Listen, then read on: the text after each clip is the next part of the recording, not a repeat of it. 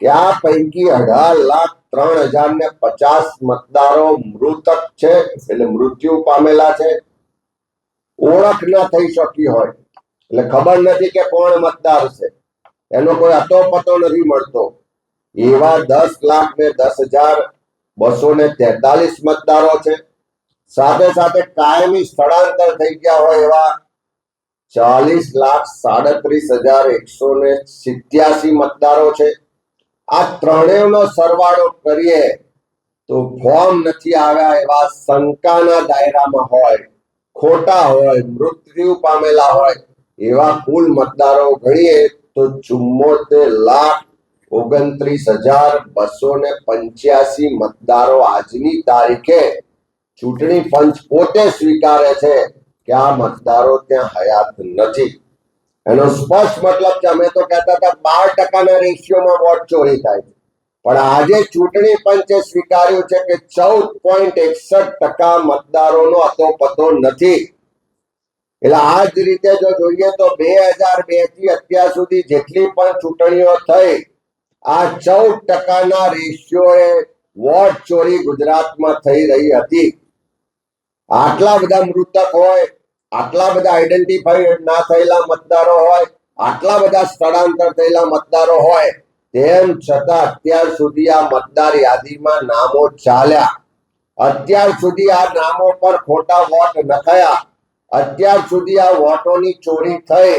એક વ્યક્તિ એક વોટનો બંધારણનો અધિકાર છે, એના બદલે એક વ્યક્તિ અનેક વોટ, એ રીતે ગુજરાતમાં ચૂંટણી પંચની મદદથી આ ભારતીય જનતા પાર્ટીની સરકારે આટલા વર્ષો સુધી વોટ ચોરી કરી અને ચૂંટણીઓમાં એનો ફાયદો લીધોનું સ્પષ્ટ આજે પુરાવા ચૂંટણી પંચ આપી રહ્યું છે. બીજા રાજ્યોના રહેવાસીઓના મત એના રાજ્યમાં પણ છે અને ગુજરાતમાં પણ છે. આટલી ટેકનોલોજીના યુગમાં સરકાર પાસે, ચૂંટણી પંચ પાસે ડુપ્લિકેટ મતદારો શોધવાનું કોઈ સોફ્ટવેર નથી. ગઈકાલે આપણે જોયું હશે કે દેશની પાર્લામેન્ટમાં પણ આ ચૂંટણી પંચની પારદર્શકતા પર, ચૂંટણી પ્રક્રિયા પર જે લોકોના મનમાં શંકા છે, જે ફરિયાદો છે, જે આક્ષેપ છે, જે પુરાવા છે, એને લઈને ખૂબ વિસ્તૃત ચર્ચા થઈ. આજે રાહુલજી સહિત દેશના નેતૃત્વએ એ બધા જ મુદ્દાઓ પાર્લામેન્ટમાં ઉઠાયા, પણ એનો કોઈ સંતોષકારક જવાબ આ ભારતીય જનતા પાર્ટીની સરકાર પણ આપી શકી નહીં. ત્યારે આજે ગુજરાત અને દેશના લોકો પૂછે છે સરકારને, ચૂંટણી પંચને, કે શું કામ આ પારદર્શકતા નથી? આ નેક્સસ ચાલે છે વોટ ચોરીનું, જે અનૈતિક ગઠબંધન ચૂંટણી પંચ અને ભારતીય જનતા પાર્ટીનું છે, ખુલ્લું પડી રહ્યું છે.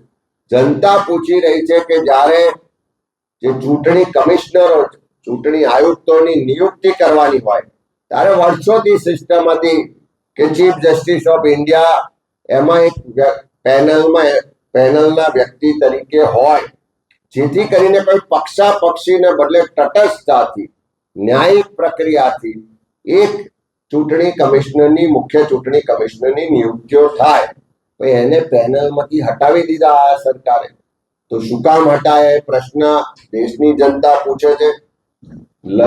2024ની ચૂંટણી પહેલા ઇલેક્શન કમિશન ઓફ ઇન્ડિયાને એટલા બધા કાયદાકીય રીતે રક્ષણ આપ્યા કે કંઈ પણ ખોટું કરે તો એની સામે કોર્ટોમાં ના જઈ શકાય, કંઈ પણ ખોટું કરે તો એના જે અધિકારીઓ છે, કમિશનરો છે, એની સામે કાયદાકીય પ્રક્રિયા રોકી શકાય, એવું જે રક્ષણ આપવામાં આવ્યું છે. શું કામ રક્ષણ આપવામાં આવ્યું છે? દેશની જનતાના ટેક્સના પૈસાથી પગાર લે છે, દેશની જનતાને જવાબદેહી વ્યવસ્થા છે, તો એની પર આવું જે રક્ષણ છે એ શું કામ આપ્યું છે, એની હટાવવાની પણ માંગણી કરે છે.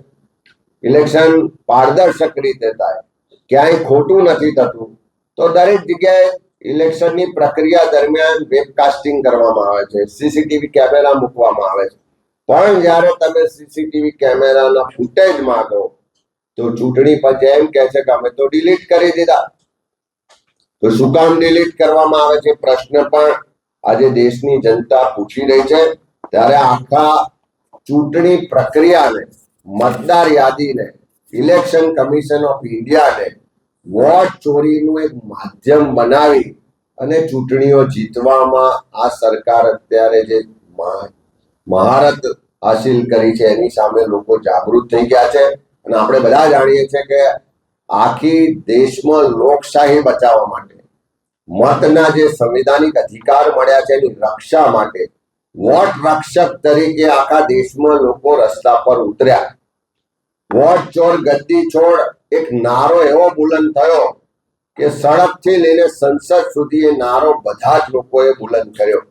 અને એના જ અનુસંધાને ભારતીય રાષ્ટ્રીય કોંગ્રેસ પક્ષ દ્વારા એક જાગૃતતા અને લોકોને આ મૂવમેન્ટમાં જોડવાના અભિયાન સાથે સિગ્નેચર ઝુંબેશની શરૂઆત કરી. વોટ ચોર ગદ્દી ચોર સહી ઝુંબેશની શરૂઆત થઈ. ગુજરાતમાં પણ પ્રદેશ કોંગ્રેસ સમિતિના માધ્યમથી અમારા એક કાર્યકરો લોકો વચ્ચે ગયા, લોકોને આ વાતથી માહિતગાર કર્યા, લોકોના અભિપ્રાય લીધા અને સહી ઝુંબેશમાં જોડ્યા. તો 10 લાખ કરતા વધારે લોકોએ ગુજરાતમાંથી પણ આ સહી ઝુંબેશમાં જોડાઈને સહયોગ કરીને આ વોટ ચોરીના નેક્સસને ખુલ્લું પાડવા માટેના અભિયાનને સમર્થન આપ્યું છે.